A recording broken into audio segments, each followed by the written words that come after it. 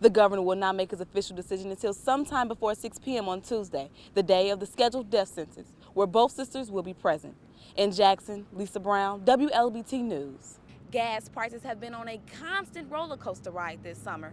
The national average for gas is about $3.78, up 36 cents since early July. The rise of crude oil and the record drought of 2012 is to blame. But what does that mean to Mississippians? Well, the gas here is about $3.49, and at the rate the economy is going, it does not look like the prices will be dropping anytime soon. At Wednesday's Pro-Am, the popular spot was not the golf course itself, but rather these coolers filled with ice-cold waters to hydrate the players in the triple-digit temperatures.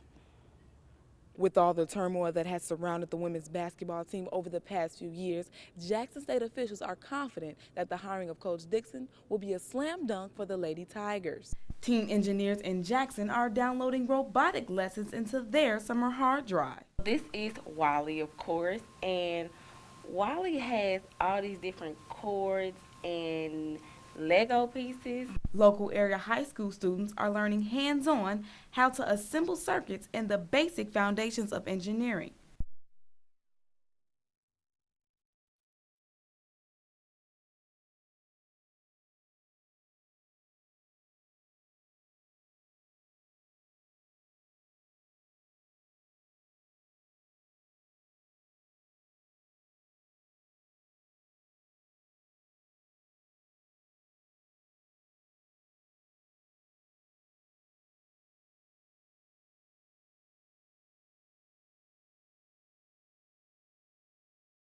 These engineers in training are not afraid to think outside the motherboard and put their skills to the test.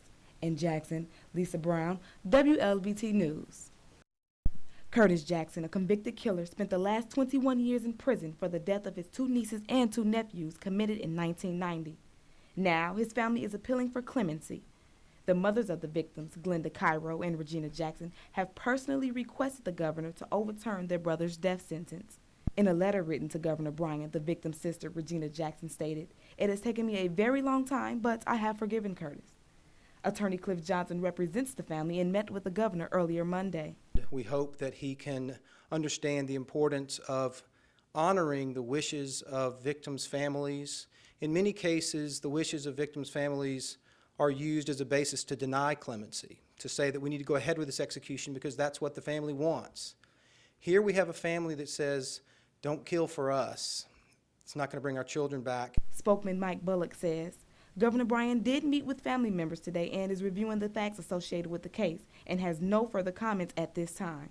The governor will not make his official decision until sometime before 6 p.m. on Tuesday, the day of the scheduled death sentence, where both sisters will be present.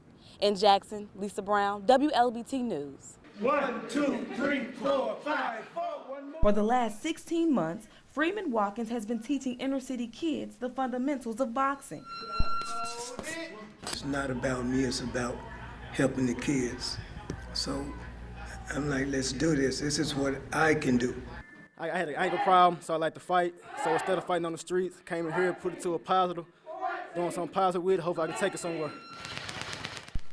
Watkins, a former pro boxer, decided to hang up his gloves and turn to coaching. However, his boxing club might be down to its last minutes. No, I really don't know what to say because this, if it closes, I really don't know what's going to happen. I'm trying to do what I can to give back and help, but that's without any help. So it's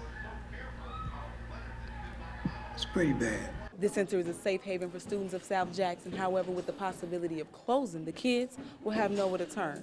And Watkins refuses to raise the $40 membership fee. That's a hard one for me to, just ask. I'm definitely out of my comfort zone going around asking.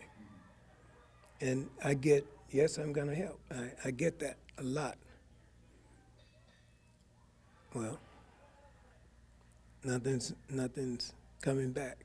The South Jackson Boxing Club, Keep Swinging, is the only one in the city, and if closed, could mean a TKO for aspiring boxers in the area. In Jackson, Lisa Brown, WLBT Sports. Good evening and welcome to the WLBT 6 p.m. report. I'm Lisa Brown. In a 3 on Your Side update this evening, we now know the owner of a Jackson apartment complex that is facing hundreds of code violations. The Camelot apartment complex on Robinson Road is owned by Al Belmonte of the Wesley Wilsey Group in Evanston, Illinois. Belmonte and Wesley own other complexes in the Jackson area, including Beauregard Village and Clinton. However, the Jackson area properties are not shown on their website. The Camelot apartments have fallen into considerable disrepair. Code violations include missing porch railings, loose stairwells, broken air conditioning vents, and crumbling concrete.